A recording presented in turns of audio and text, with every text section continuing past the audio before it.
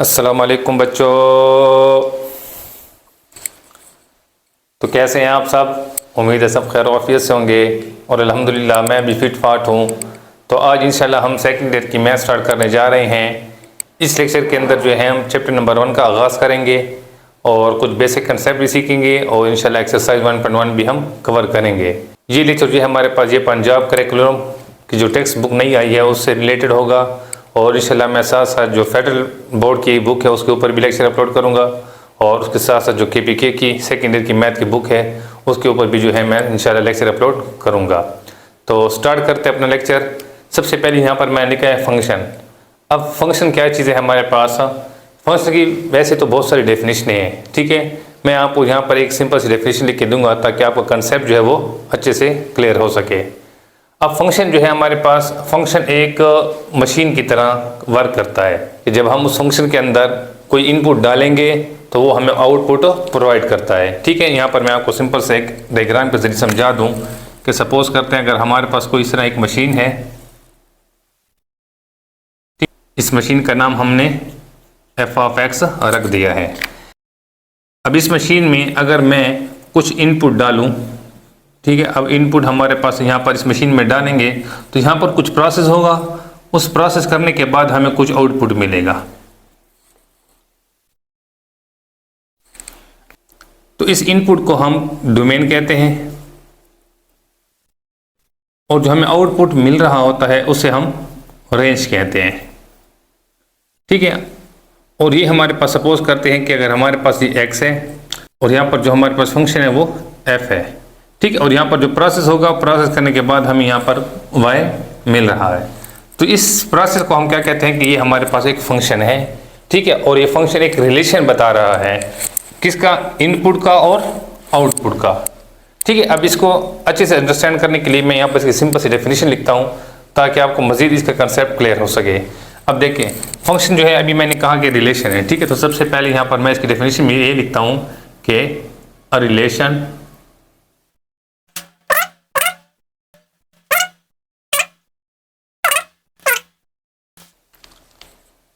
पहली पॉइंट आप यहाँ पर नोट कर लें कि यहाँ पर जो है मैंने क्या लिखा है कि रिलेशन है डिपेंडेंट और इंडिपेंडेंट वेरिएबल के दरमियान।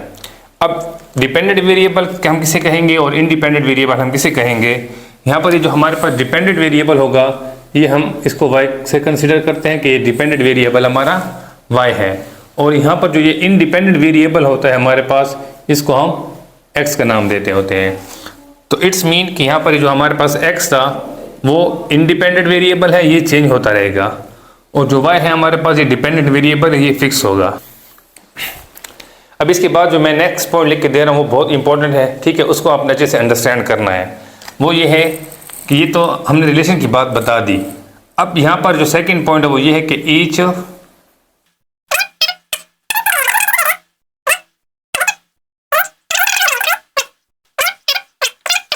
पहली बात मैंने यहाँ पर आपको ये बताई कि फंक्शन एक रिलेशन है डिपेंडेंट और इंडिपेंडेंट वेरिएबल के दरमियान।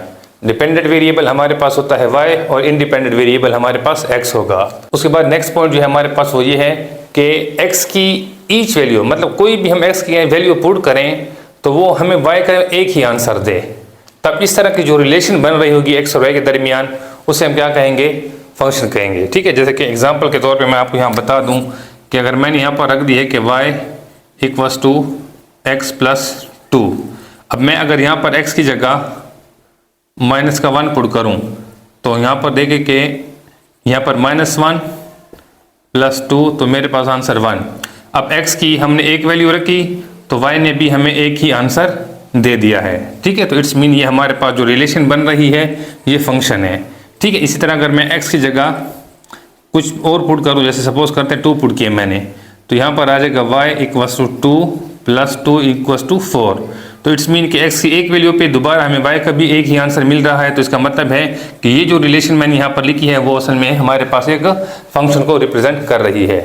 इसी तरह मैं यहाँ पर एक और एग्जांपल ले लेता हूँ कि अगर हमारे पास y equals to x square है, ठीक है, और साथ प्लस का 1 लिख लेते हैं। अब देखिए अगर मैं यहाँ पर भी x की जगह -1 पुट करता हूँ तो y इज इक्वल्स टू 1 का स्क्वायर हमारे पास 1 हो जाएगा प्लस 1 इक्वल्स टू 2। तो एक वैल्यू के ऊपर हमारे पास आंसर एक ही आ रहा है। इसी तरह y इक्वल्स टू अगर मैं x की जगह -2 पुट कर दूं या 2 पुट कर दूं, ठीक है सर, यहाँ पर मैंने 2 पुट किया तो यहाँ पर भी 2 पुट कर लें, तो 2 का स्क्वायर 4 और 4 + 1 5 हो जाएगा। तो इट्स मीन यहाँ पर हमारे पास 5 आंसर में आ रहा है। तो देखें कि x की एक वैल्यू पे हमें y भी एक ही आंसर दे रहा है। तो इस तरह की जो रिलेशन होगी वो हमारे पास फंक्शन होगी। अब इसके बाद एक और एग्जाम्पल को भी आप ज़रा देख लें कि अगर हमारे पास इस तरह लिखा हुआ आ जाए कि y² = x + 1। अब सपोज करते हैं यहाँ पर मैं x की जगह 3 पुट करता हूँ, तो देखिए यहाँ पर आ जाएगा y² = 3 + 1, तो यहाँ पर 4। अब यहाँ पर है y का स्क्वायर। अब y का जैसे ही मैं स्क्वायर रूट निकालूंगा तो यहाँ पर y = 4 का स्क्वायर रूट +-2 हो जाएगा। ठीक है, अब यहाँ पर ज़रा चेक करें कि मैंने तो x की एक वैल्यू पुट की है, लेकिन y ने मुझे 2 आंसर दिए हैं, +2 भी दिया है और -2 भी दिया है। तो इट्स मीन कि ये जो हमारे पास यहाँ पर ये रिलेशन लिखी हुई है ये हमारे पास फंक्शन को रिप्रेजेंट नहीं करेगी, बल्कि ये हमारे पास सिंपल एक रिलेशन होगी x और y के दरमियान। ठीक है, इसी तरह अगर मैं एक और एग्जांपल लूँ, ठीक है, सपोज करते हैं अगर हमारे पास y = √x हो। ठीक है, अब ये x सम टाइम हम इसको फंक्शन कंसीडर करते हैं और सम टाइम हम इसको फंक्शन कंसीडर नहीं करते। अगर मैं इसको एज ए पेरेंट फंक्शन ले रहा हूँ, ठीक है, पेरेंट फंक्शन, ये इसके रूट अगर हमारे पास पेरेंट फंक्शन होगा तो तब ये हमारे पास फंक्शन को फॉलो करेगा। ठीक है, फंक्शन के रूल जितने भी हमारे पास हो इसके ऊपर अप्लाई हो सकते हैं। ठीक है, लेकिन शर्त यह है कि ये हमारे पास पेरेंट्स हो, मतलब ये स्टैंडर्ड फॉर्म हो, ठीक है, जनरल फॉर्म हो हमारे पास। लेकिन अगर ये हम वैसे ही कोई इसके रूट ले रहे हैं, ठीक है, तब इसके ऊपर जो वैल्यू हमारे पास आएगी, सपोज करते हैं अगर मैं x की जगह 4 रखता हूँ तो y = √4, और हमें पता है कि 4 का स्क्वायर रूट अगेन उसी तरह +-2 ही आएगा। ठीक है, तो देखें x की एक वैल्यू रखने पर y ने फिर हमें 2 आंसर दिए हैं, तो इट्स मीन कि ये जो रिलेशन है ये भी हमारे पास फंक्शन नहीं होगी। लेकिन अगर हम पेरेंट फंक्शन के ऊपर बात करेंगे, ठीक है, तो पेरेंट फंक्शन हमारे पास ये लाजमी फिर ये फंक्शन होगा। पेरेंट फंक्शन में हम क्या करते हैं कि जस्ट 4 का स्क्वायर रूट हम सिंपल 2 ले लेते हैं, जैसे कि आपने छोटी क्लासेस में सीखा हुआ है कि 4 का स्क्वायर रूट 2 होता है। ठीक है, 9 का स्क्वायर रूट जो है हमारे पास वो 3 हो जाएगा। तो छोटी क्लास में जो हम पढ़ते हैं उसे हम कहते हैं parent function of square root. लेकिन यहाँ पर जो है डिपेंड कर रहा होता है कि वो हमारे पास पेरेंट फंक्शन है या हमारे पास सिंपल फंक्शन है। तो आई होप आपको फंक्शन का कंसेप्ट क्लियर हो गया होगा कि फंक्शन हम किसे कहते हैं। ठीक है, अब यहाँ पर एक और पॉइंट जो है वो भी आप लोग नोट कर लें कि देखें ये सारी हमारे पास रिलेशन थी। ठीक है, तो कुछ रिलेशन जो है हमारे पास फंक्शन कहलाई, ठीक है, ये भी फंक्शन था, लेकिन यहाँ पर ये रिलेशन भी फंक्शन नहीं थी और ये रिलेशन भी हमारे पास फंक्शन नहीं थी।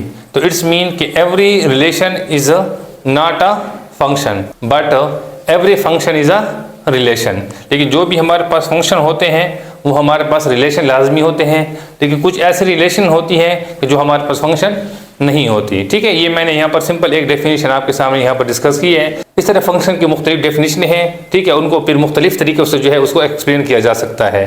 तो आई होप आपको ये डेफिनेशन अच्छे से समझ आ गई होगी। अब चलते हैं कि हम फंक्शन को मैथमेटिकली किस तरह हम रिप्रेजेंट करते हैं। तो यहाँ पर जो है हमारे पास अगर मैं इस तरह लिख दूँ कि y = f(x), ठीक है, ये हमारे पास जो है मैथमेटिकली सिंबल है फंक्शन को रिप्रेजेंट करने का। इसका मतलब ये है कि y as a function of x। ठीक है, इसको किस तरह हम पढ़ेंगे, इसको लिखने का तरीका ये है कि y as a function of x। ठीक है, तो इसको हम इस तरह रीड करते हैं। तो नेक्स्ट जो है हमारे पास जो हम एक्सरसाइज 1.1 में डिस्कस करेंगे वो है हमारे पास क्वाड्रेटिक फंक्शन। ठीक है, फंक्शन से रिलेटेड बहुत सारी टाइप्स हैं जो हमारे पास फर्स्ट एक्सरसाइज में यूज़ हो रही हुआ है क्वाड्रेटिक फंक्शन। अब क्वाड्रेटिक फंक्शन क्या होता है हमारे पास, अगर हमारे पास कोई फंक्शन है, ठीक है, y = ax² फिर +bx फिर +c, so this is called quadratic function. इसमें a, b और c जो है वो बिलोंग्स टू रियल नंबर होने चाहिए और यहाँ पर a कभी भी आपका 0 के इक्वल नहीं होना चाहिए। ठीक है, तो इसमें a ≠ 0 होना चाहिए। ये हमारे पास सिंपल फॉर्म है क्वाड्रेटिक फंक्शन की। जिस तरह हम क्वाड्रेटिक इक्वेशन लिखते हैं, अगर उस इक्वेशन से पहले हम y लगा लें या f(x) लगा लें तो वो फिर हमारे पास फंक्शन को रिप्रेजेंट करता है। अब इसके बाद नेक्स्ट है हमारे पास इसी की कुछ टाइप्स हैं, जैसे कि सबसे पहले हमारे पास है vertex form.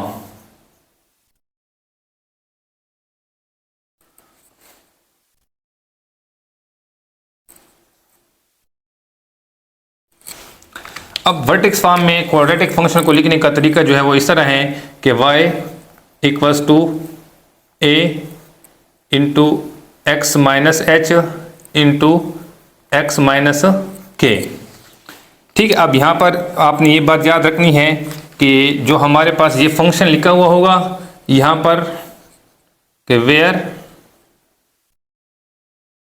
There are two different roots. ठीक है, ये फार्मूला कब हम यूज करेंगे? जब हमारे पास दो डिफरेंट रूट होंगे। ठीक है, अब रूट्स क्या चीज़ है हमारे पास वो भी मैं अभी आपके सामने एक्सप्लेन कर दूंगा। ठीक है, कि रूट्स हम किसे कहते हैं और दो रूट कब होंगे हमारे पास और एक रूट कब होगा हमारे पास, तो हमने कौन सा फार्मूला जो है वो यूज करना है। अब इसी तरह हमारे पास एक और टाइप्स भी है। ठीक है, ये हमारे पास फर्स्ट टाइप थी वर्टेक्स फॉर्म की। दूसरी टाइप्स ये है हमारे पास कि y is equals to a into x minus h का होल स्क्वायर। ठीक है, अब इसके अंदर क्या करेंगे कि इसके अंदर जो होते हैं हमारे पास there are repeated roots.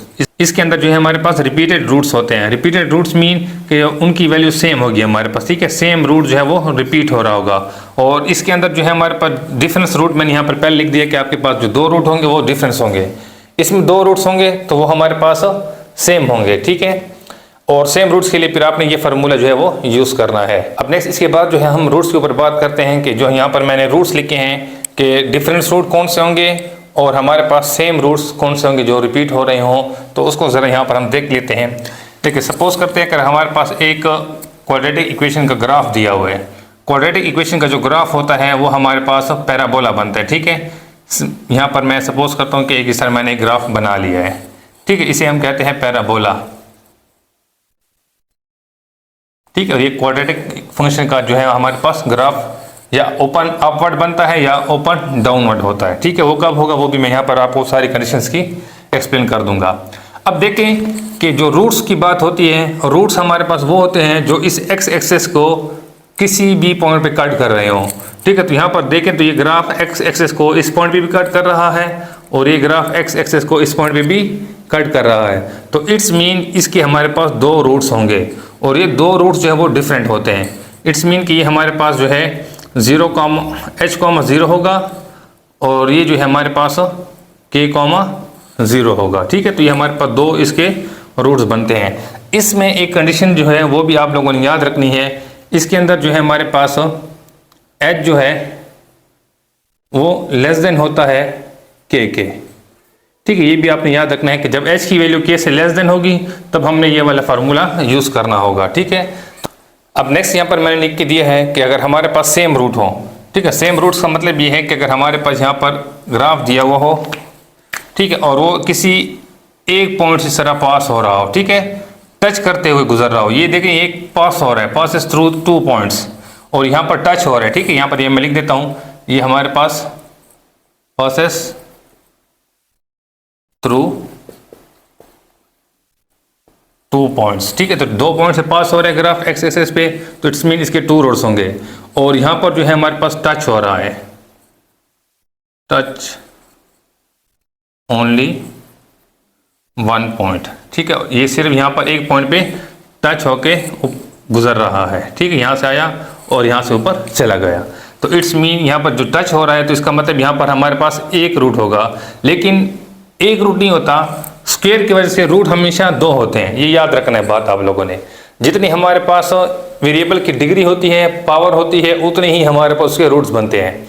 Some time बच्चे क्या करते हैं कि यहाँ पर ग्राफ जो है एक पॉइंट से टच होकर गुजर रहा है तो वो कहेंगे कि सर यहाँ पर तो एक ही वैल्यू होगी। नहीं, यहाँ पर एक वैल्यू नहीं होती, यहाँ पर हम 2 वैल्यू लेते हैं, लेकिन यहाँ पर जो है सेम वैल्यू रिपीट हो रही है। सपोज करते हैं अगर यहाँ पर x = 1 है तो इसका मतलब 1 नहीं है बल्कि 1 और 1 है। इसका मतलब है सेम रूट्स जो है वो हमारे पास रिपीट हो रहे हैं। और जब इस तरह का फंक्शन हमारे पास आ जाए कि सेम वैल्यू रिपीट हो रही हो, तब हमने ये वाली कहानी जो है वो यूज़ करनी होती है। और इसके अंदर जो कंडीशन है वो आपने ये याद रखनी है कि यहाँ पर जो h है वो इक्वल टू हो जाता है k, मतलब पहला रूट्स बराबर हो दूसरे रूट्स के, तब आपने ये वाली कंडीशन जो है वो अप्लाई करनी है।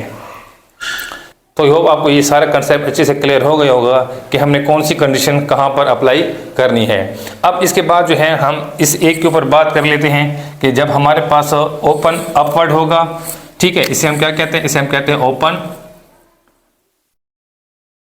Upward parabola. ठीक है, ओपन अपवर्ड पैराबोला कब होगा, जब हमारे पास a की वैल्यू 0 से ग्रेटर देन होगी। ठीक है, और इसी तरह हमारे पास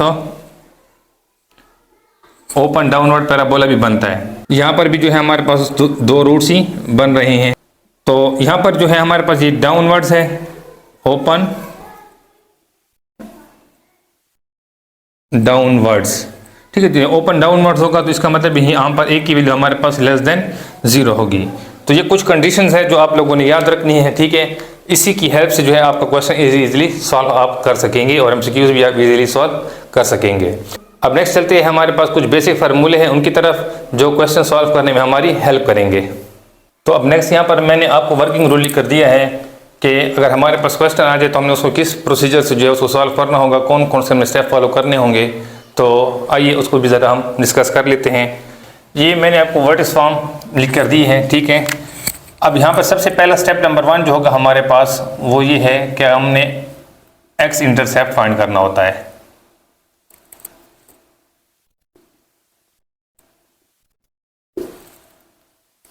ठीक है, एक्स इंटरसेप्ट में आपको पता है कि हमने y की जगह 0 पुट करना है। अब जैसे ही हम यहाँ पर y की जगह 0 पुट करेंगे तो a इधर आकर डिवाइड हो जाएगा और a डिवाइड होगा तो 0 और a हो जाएगा, तो इट्स मीन 0 और a 0 हो जाएगा।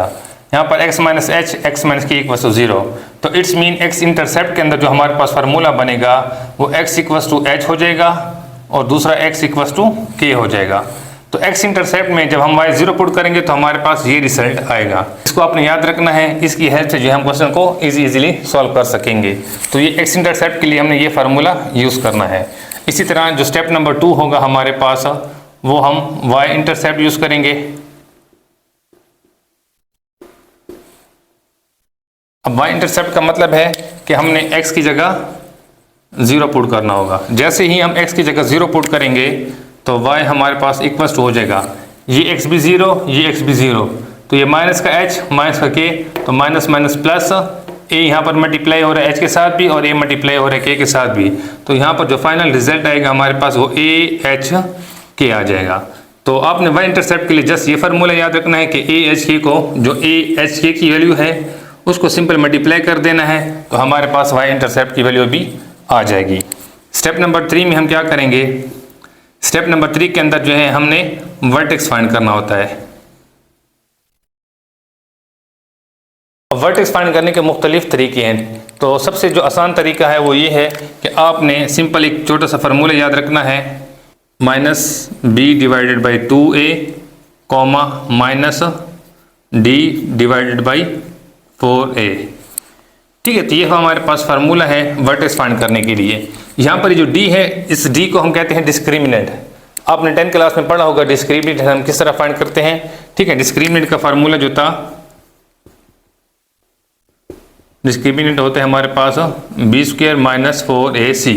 तो अगर आप यहाँ पर direct b square minus 4ac use करना चाहते हैं तो भी आप यूज़ कर सकते हैं। तो उसके लिए जो फार्मूला बनेगा वो बनेगा माइनस का 2a कॉमा ये माइनस है तो ये बी स्क्वायर माइनस का हो जाएगा और ये माइनस प्लस का 4ac डिवाइडेड बाई 4a।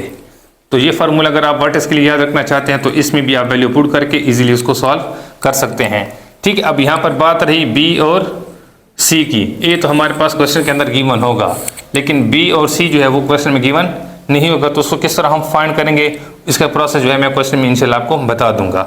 अब नेक्स्ट एक और चीज़ है, इसके लिए एक और फार्मूला भी जो है हम याद रख सकते हैं। उसके लिए आपको फिर दो अलग-अलग वर्टेक्स फाइंड करने पड़ते हैं। एक्स एक्सिस के लिए जो है हमें अलग वर्टेक्स फाइंड करना पड़ता है और वाई एक्सिस के लिए जो है हमें अलग वर्टेक्स फाइंड करना पड़ता है। वो भी मैं आपको यहाँ पर लिख कर दे देता हूँ कि अगर हमारे पास दूसरे मेथड की तरफ चले जाएँ, एच और के की तरफ, तो जो हमारे पास वर्टेक्स ऑफ एक्स एक्सिस होगा वो हमारे पास होता है एच फिर प्लस के डिवाइड बाई 2। इसके ज़रिए हमारे पास एक्स एक्सिस का जो वर्टेक्स होगा वो इजीली फाइंड हो जाएगा। और हम जब वाई एक्सिस का वर्टेक्स फाइंड करेंगे तो इसका जो आंसर आएगा, ठीक है, इसी को हमने क्वेश्चन में पुट करना होगा। इट्स मीन कि हमने एफ ऑफ एक्स की जगह एच प्लस के डिवाइड बाई 2 पुट कर देना होगा, ठीक है। और इसको पुट करने के बाद जो हमारे पास वाई का भी वर्टेक्स आ जाएगा और एक्स एक्सिस का भी जो है वो वर्टेक्स आ जाएगा, ठीक है। सम टाइम दोनों के ऊपर जो है हमारा वर्टेक्स बन रहा होता है तो हमने उसको भी फाइंड करना होता है। आई होप आपको इन फार्मूलों की अच्छी समझ आ गई होगी।